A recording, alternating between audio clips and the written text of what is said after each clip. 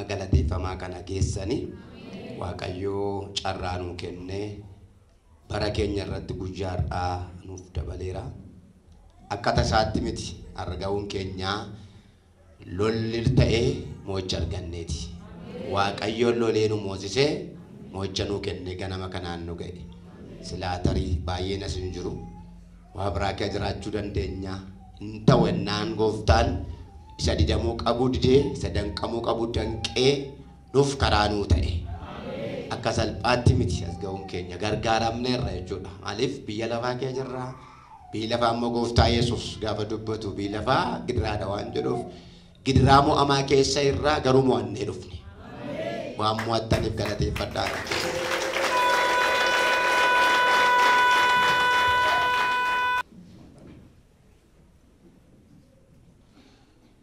sagalee waaqayyoo keessa wangeela Luqaas boqonnaa 18 lakkoofsa 35 kaasee amma 43 nan dubbisa akka jedha Luqaas boqonnaa 18:35 kaasee dubbisa Yesuus Yerikootti yommuu dhiyaate namichi jaamaan tokko karaa dura taa'ee in kadhataa ture sagalee namoota danuu karicha irratti dhageenyaanis maal akka ta'e warra darbuutti jiran in gaafate isaan immoo Yesuus nama Naazreet sanatu asiin darbaa jira jedhanii itti himan kanaaf inni iyyee Yesuus ilma Daawit namaarii jedhe warri fuuldura adeeman immoo calluma jechisiisuuf isa ifatan inni garuu ittuma caalchisee iyyee ilma Daawit namaarii jedhe yeroo sanatti Yesuus dhaabatee namicha jaamaa sana gara isaatti akka fidaniif abboome namichis gara isaatti in dhiyaate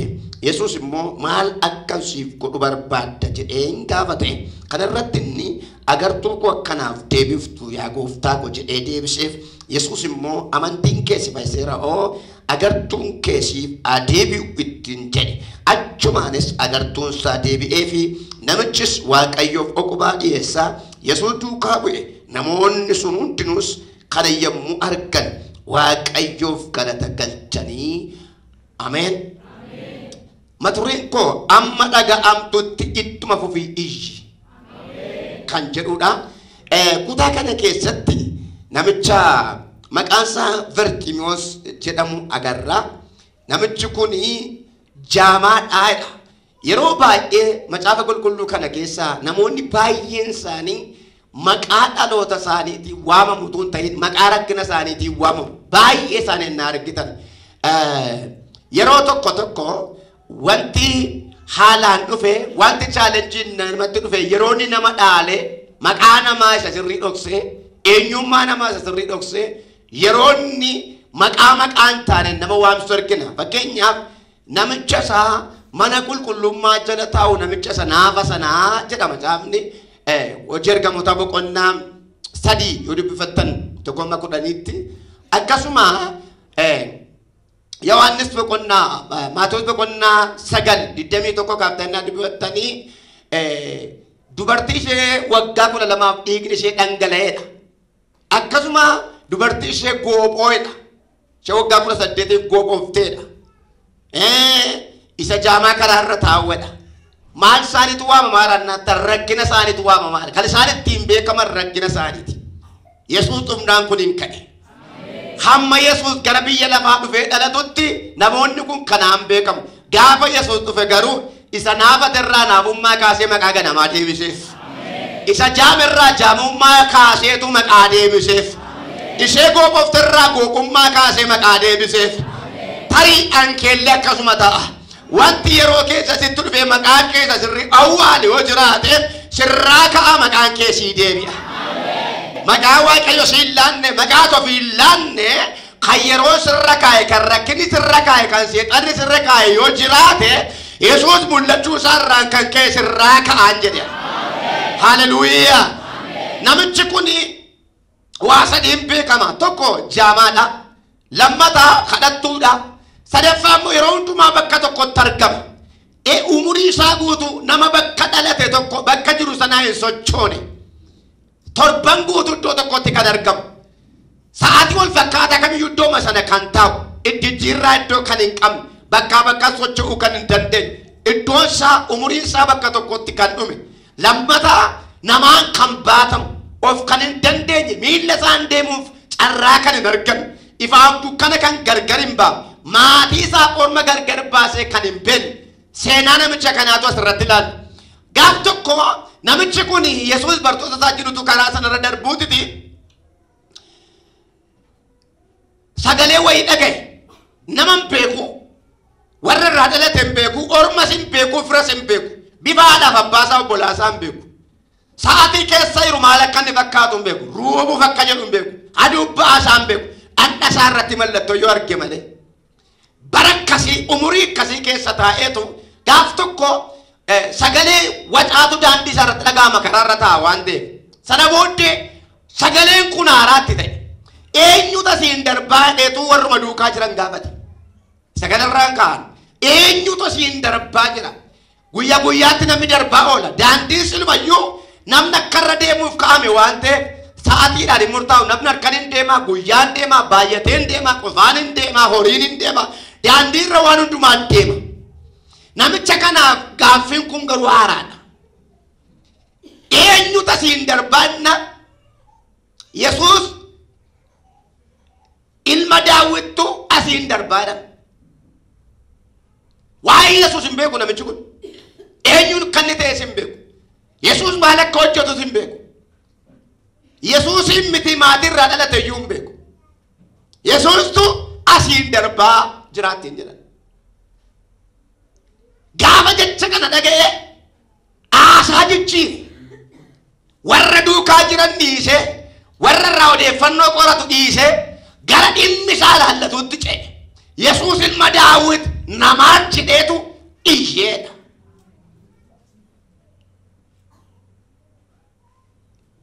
har'a gooftaan asiin darbaa hin fayyitaa amanii hafuura keessa taa'e qophaa'ee namitti hin jedhan jiru guyyaan har'aa guyyaa keeti namitti hin jedhan jiru namichi kun tarii yoo Yesuusitti amane nan fayya waan jedhamu ajandaan qabu akkuma ganama ka'anii geessanii galgalama fuudhanii deebi'an achi taa'ee of gargaaru nutti ba'aan ta'in harka namaa kajeelee ajiraatu jedhanii achisa ka'an akkuma baratame akka carraame wanti hin shaakalamne tokko wanti hin yaadamne tokko xaalqaa galee lafaa si kaasa.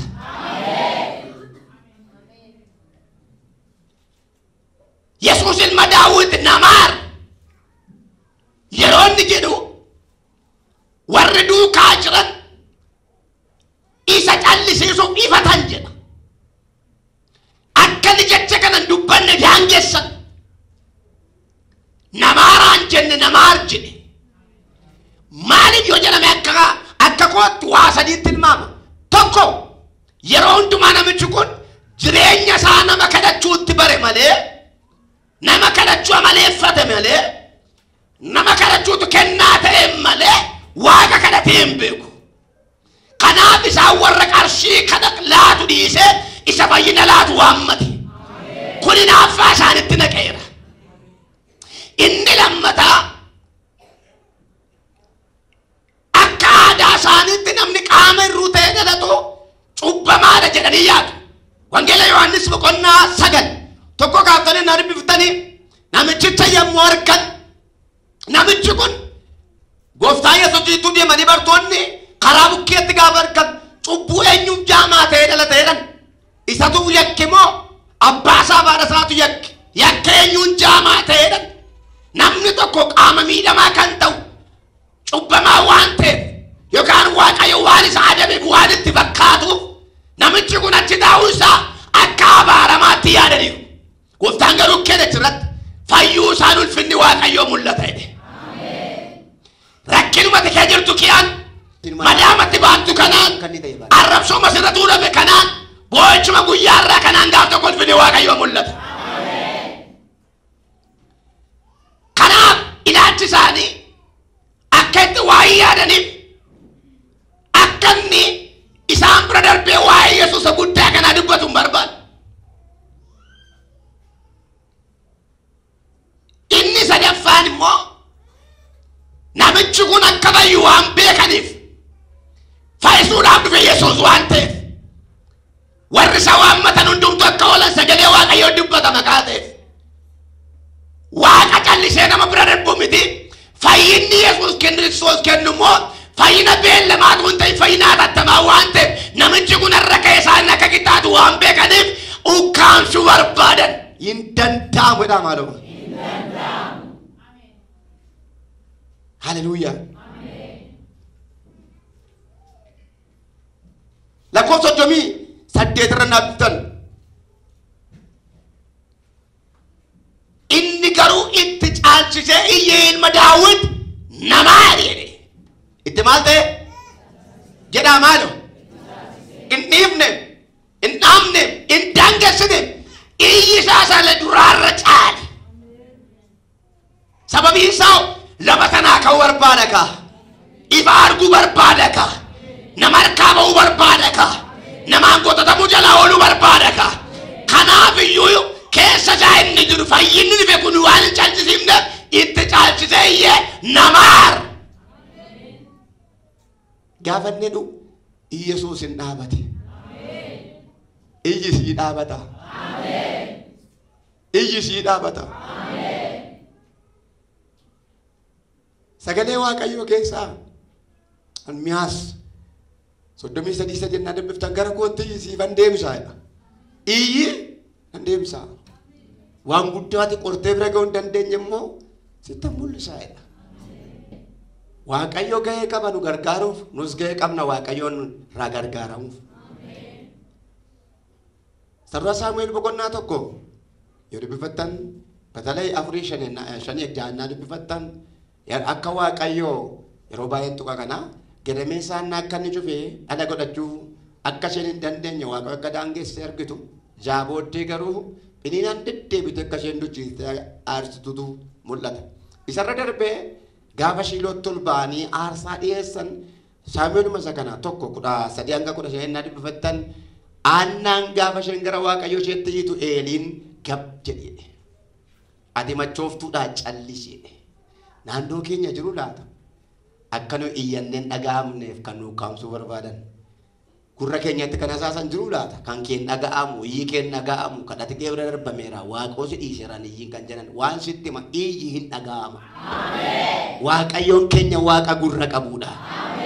Hin dhaga'a Waaqayyoodhaa maaloo? Dabalaa jedhame. Iyyi inni nama miti Waaqayyoodha. Yeroo guyyaa tokko lamaan sadan tokko kadhannu kunoon dhaga'amu kunoo falan qabu kunoo daandiin qabu jedhanii kan nu callisiisan baay'ee jiru.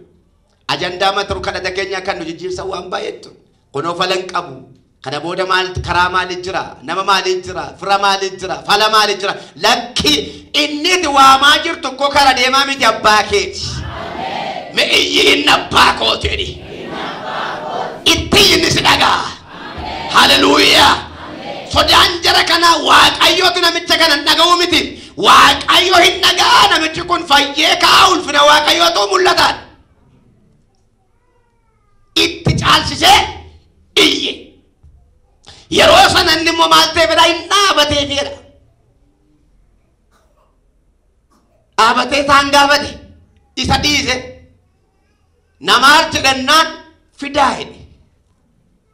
Yoo iyyi kee cime yoo iyyi kee jabaate warra danqaasitti taantu karaa shiita. Yoo iyyi kee cime yoo iyyi kee addaan hin kuttu ta'e gaafa iyyi kee dhaga'amu warra suukkaansuu barbaadantu lafaa si kaasa.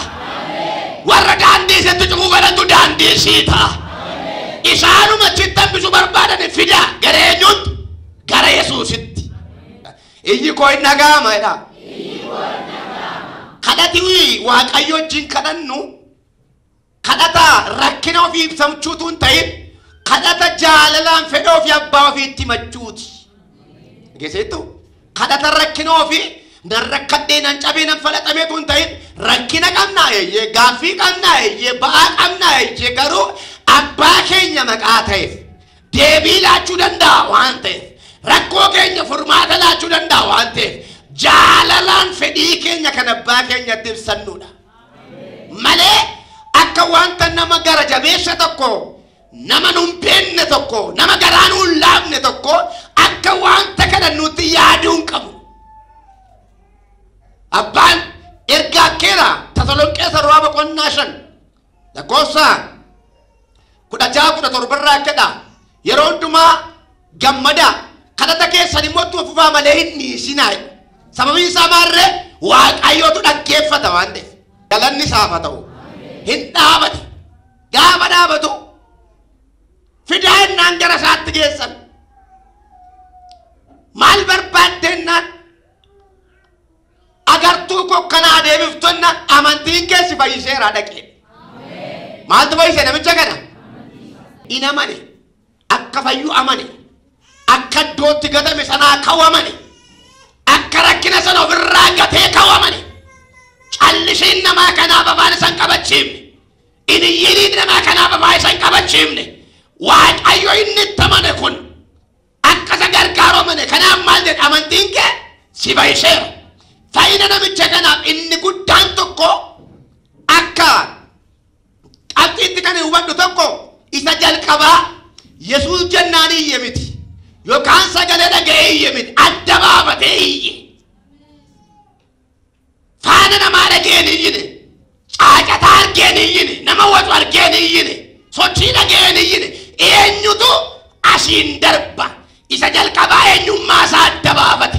Warri eenyummaa isaa beekan Waaqayyo kanarraa yeroo hundumaa arrabni isaanis garaan isaanis yaadni isaanis tasgabbaa'een ta'u sababiin isaa inni waan hundumaa gochuu isa danda'u Waaqa isa olaanaadha waan ta'eef. Akka jedha seera keessa boqonnaa 6 Waaqayyo gooftaa kee eenyummaa isaa beekisaaf hojjedha. Eenyummaa isaa beeki. Maaliif jennaan addunyaa kanarraa kan ani Waaqayyo baay'ee jira. Garuu baay'ooliin jiru addunyaa kanarra Waaqayyooliin kanaaf iyyuu eenyummaa isaa inni kan keenyaa isa bara baraan jiraatudha. Alfaadha Omeegaadha. Hin du'uu hin dulloomu. Hin dukkaneessaa hin ibsa. Hin ajjeesaa hin kaasa. Hin cufaa hin bana. Hin hidhaa hin hiika. Adda kan isa baasu isa kanadha. Haleluuyaa. Ameen. Eenyummaa isaa beekuun hin dursa. Inni Waaqa amanamaadha. Inni Waaqa hin geeddaramnedha. Waadaa namaa fuudhee kan hin nyaanne. Abdachiisee abdii namaa kan hin shaarre. Nami eenyummaa Waaqayyoo beeku kakuun tures dhiyaate. Kanaaf aannan ituu gadameessi cufamee jiru isas geesstuun geesstu jilbeenfattee Waaqayyoo faarsaa dhiyeessiti. Xoomtee kadhatti asii gaafa warri kaan galataa waggaatti shiidoo ol ba'an immoo haarsaa dhiyeessu harka duwwaa ol baate. Bineenaan masaanoo ishee ijoollee jala tarreessitee deemtu isheen immoo abdii tarreessitee deemti. Maaliif ennaan eenyummaa isaa beetti. Akka inni isheen dhiibne beetti. Akka inni isheen daganne beetti. Warri eenyummaa Waaqayyoo beekan ololaanis qoccolloonis buubbeenis qilleensaanis iddoo isaanii gadi dhiisan. Maaliif ennaan inni Waaqa bara baraa ta'uusaa amananiiru waan ta'eef. Namoonni baay'een Waaqayyoon eenyummaa isaa hin beekan. Waa manni buddeen namaa kennuuf buddeen darbanii waa'ee humna Waaqayyoo hin beekan. Uffata gaarii namatti uwwifnaan carqii irra darbanii waa'ee Waaqayyoo hin beekan. Kolkollee yookaan kiraateriyaa biyya lafaarra darbanii Waaqayyoo waa'ee badaa hin beekan. Eenyummaan isaa garuu du'ee isaa awwaalame kaasee nama jiraataa gochuu Waaqa danda'udha. Isa jiru gargaaruu miti isa lafarra hin jirre haaraa godhee jiraachisuu Waaqa danda'udha. Eenyummaa isaa gaafate eenyunnaan gooftaadha. Warri kaleessaa qarshii malee waan biraa gochuu hin danda'an ka. Warri kaleessaa amma jabooniin hin argu. Ijisaa jaamaan. Kanaaf hore warra beekurra adda baafate lakkaa inni isa tajaajila sii tokko nama tajaajilee deemtuu hin ta'in isa rakkina bara dheeraa namarraa kaasuudha. Isa arrabsoo namarraa kaasuudha. Isa moofaa namarraa gatuudha. Isa kadhattummaa keessaa nama baasuudha. Sarfaggoon namarraa baatamuudha fi miilla ofiin nama deemsisuudha. Adda baafate kana booda akka inni na gargaaru beeka iyyuu jalqabe.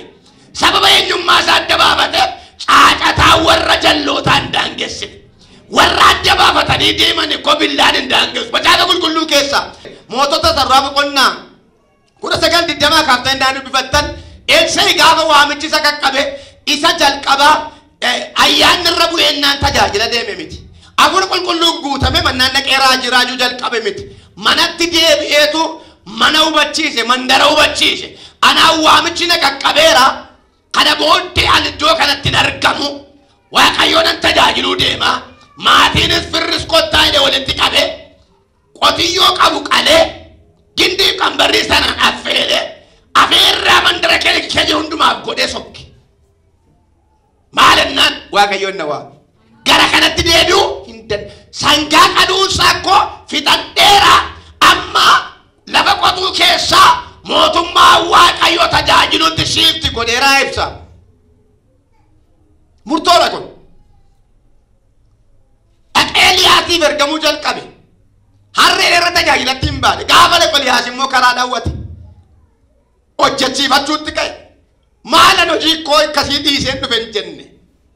Kan waamamee gooftaaf ta'uu isaa beeka. Inni isa waame waaqa ta'uu isaa beeka. Haaleluyyaa. Haalan naami jechuu dideen jenne ittuma fufe. Guyyaan keenyaan waaqayyo dinqii gurguddaan elsee wajjin dhaabachuu jalqabe. Dhumarratti elsee dinqii gochuurra darbee du'ee lafa keessatti iyyuu reef lafeessaa lafa keessaa iyyuu du'aa kaase. Ni jalqabaa garuu murtoon yaa jalqabe adda baafatee be. Maqaa Yesuusiin adda siifa ba'u.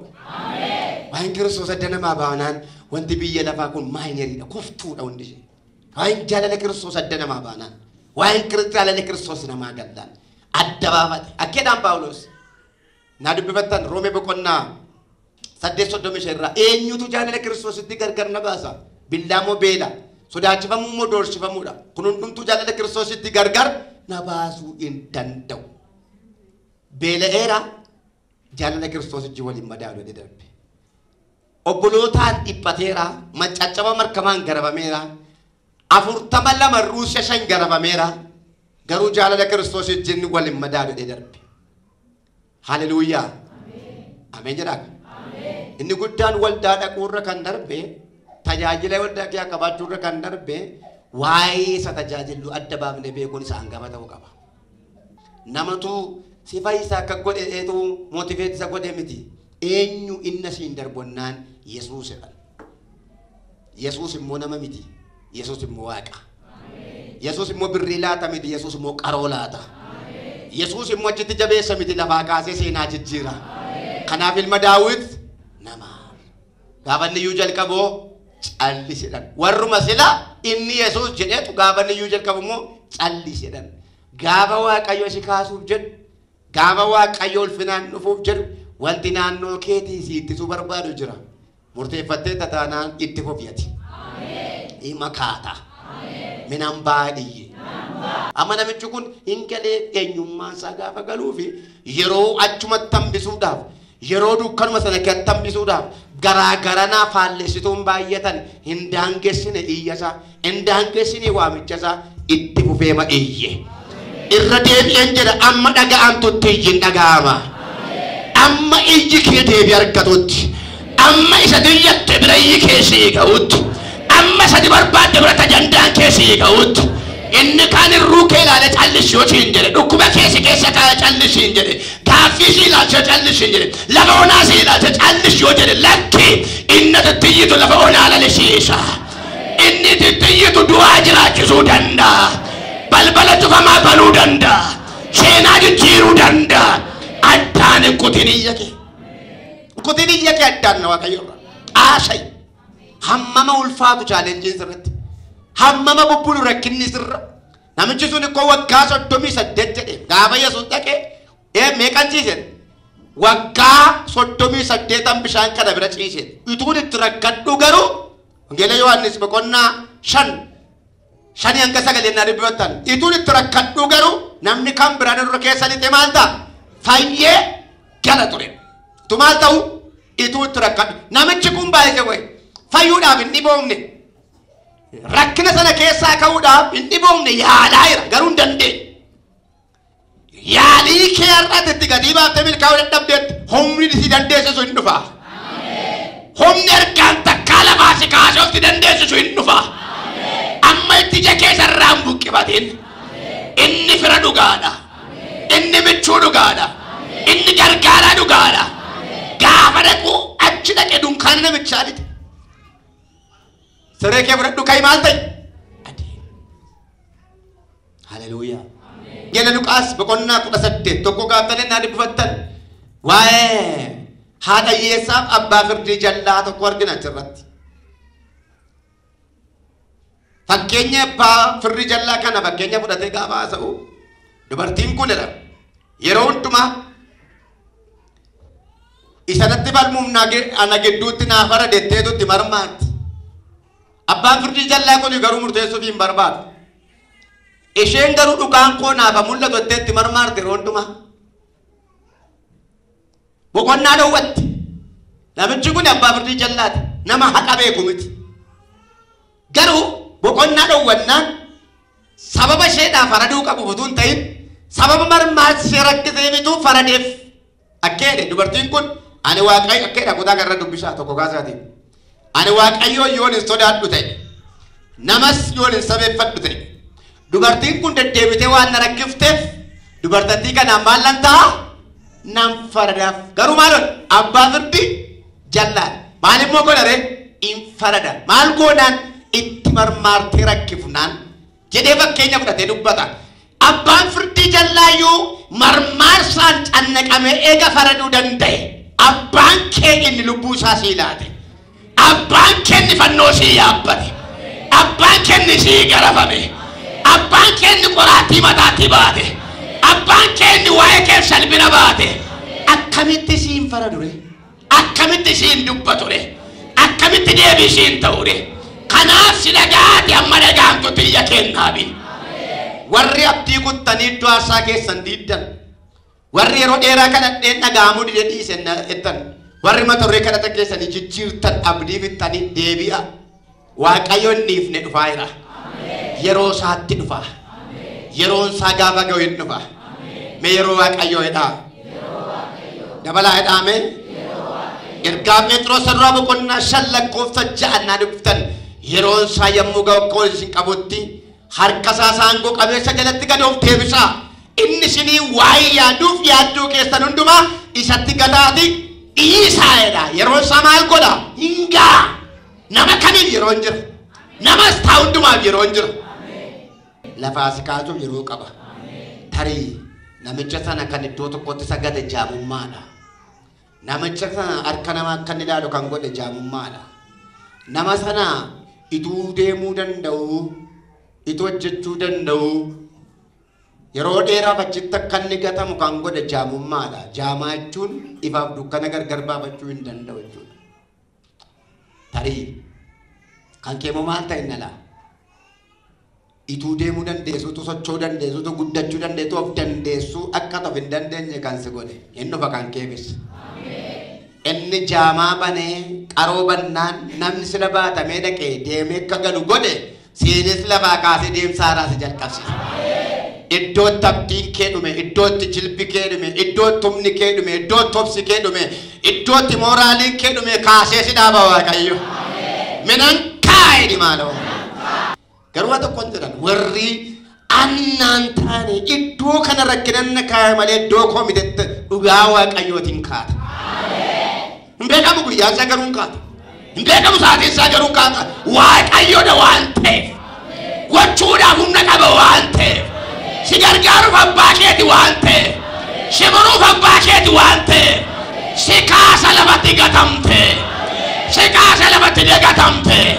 Si kaasa lafatti kufte. Si kaasa lafatti dhokatte. Nan kaa'edhi maaloo. Dabalee ka. Guyyaa sanaa jalqabee namichi sun isa jaamaan jedhamu ilaalaa deema kaa? Agartuun dhufe kaa? Hin dallate Waaqayyo. Haleluuyaa. Hin dallate sammuu nama hundumaa keessaa. Sooftiweerii isaa sammuu namaa keessa guute waa'ee jaamummaa namichaa sii tokkicha haqee balleessa. Kana booddee maqaa isaatiin waamamuu jalqabe. Maqaa ulfinaa waamamta. Maqaa yeelloo sirraa ka'e. Maqaan arrabsoo sirraa ka'e. Maqaan iyyumaa sirraa ka'e. Maqaan tuffii sirraa ka'e. Maqaan gadaantummaa sirraa ka'e. Maqaa sabbaan keessii kenne. Maqaa ganamaa. Maqaa kabajaa. Maqaa ulfinaa sii deebisa. Inni lammata harka namaa eeggachuu kee kaase. Achi dhaquufu nama eeggata. Yoo namni manaa baatee dhaqee geesse dhaqachuu dhaqee mochi taa'ee nama eeggata. Harka namaa qajeeluu kee ba'e. Of danda'ee gooftaa wajjin deemsatti uume. Fayyee manatti gale miti fayyee gooftaa duukaa bu'e. Iyyi isaa waa sadii gargaare namicha kana. Akka inni iyyee milkaa akka inni iyyuu godhe gooftaan akka isaa dhaabatu godhe fayyee kaafu godhe. Iyyadha. Waaqayyooti iyyuun faashinii miti. Waaqayyooti iyyuun rakkina duwwaa miti. Waaqayyooti iyyuun amala duwwaa miti jireenya. Haleluuyaa. Akkuma boroomni burqaa bishaanii yaaddu yaa Waaqi lubbuun kos yaaddee Daawit. Lubbuun keenya isaan boqotti. Haleluuyaa. Namatti himna miti. Nama dadhabaatti himne Waaqa guddaan immoo fedhii keenya Waaqatti ibsachuun barbaachisaadha. Hin jaallata Waaqa. Gochuu matu danda'u. Namicha kana kan gargaare maal? Inni iyya duwwaa miti itti caalchiseeyyuu. Amma yeroo sana callisiisan ta'e. Egaa callisee waan hin godhuun qabutu Yesuus darbee sokka ture. Hin dabarre hin dhaabateef. Iji kee baranaa waa sii dhaaba. Menan iyyadhaa nan milkaa'e. Dabalee maaloo. Ofin dhaggeeffatin nama dhaggeeffatin haala dhaggeeffatin seexana dhaggeeffatin kun hundumtuu diina milkaa'insa keeti. Foonti keeyyuu diina milkaa'insa keeti. Lafa haalli si dhosse sanaa guyyaa tokko miilli tokko dhufee karaa tokko banee ajaja tokko baasee mootichi mootota inni du'a injifate inni kattaa dhoosuu danda'u inni abiddarra deemu inni galaana manii keessaa gosu mucaa kootu na waame dhee kabajaan sii dhufa naa manattee dheetu gara kee dhufa na abdateera garbicha koodee harka guuttatee sii dhufa anaana manate abdiinatti hin kunne natti hin qaanofne nan buufne narraachiin galagalle jedheetu ulfina baadhatee sii dhufa. Waaqayyo na kaa'ate malee nan ganne. Waaqayyo na kaa'ate malee nan ganne. Waaqayyo na kaa'ate malee nan ganne. Bara abjuu sammuu joonjessetti Yoseef suuqaa ba'e. Bara quufaa miti. Meeqa dhufanii abjuu hiikuu fedhanii harkaa babbadee meeqa dhufanii falalaatu jedhanii gaafa harkaa babbadee hin ka'ame waan ta'eef dhumarratti waan ka'atan fudhatu mitiire Yoseef as ba'ee hiika laatee hiika ta'e. Haleluuyaa. Kanaaf addaan hin kutiin iyya kee. Tooftaan moo'icha keenya maal gochuus miti Waaqayyo wajjin wal argee qabaachuudha. Iyya keenya yookaan kadhata keenya yookaan maturee keenya Waaqayyo wajjin haasaa Waaqayyo wajjin qabnu itti fufuudha. Afaanumatti dandeessuun si dhaga'a, jechumatti jettu dhaga'a, hammatti kadhattu immoo si dhaga'a. Hin kadhanna.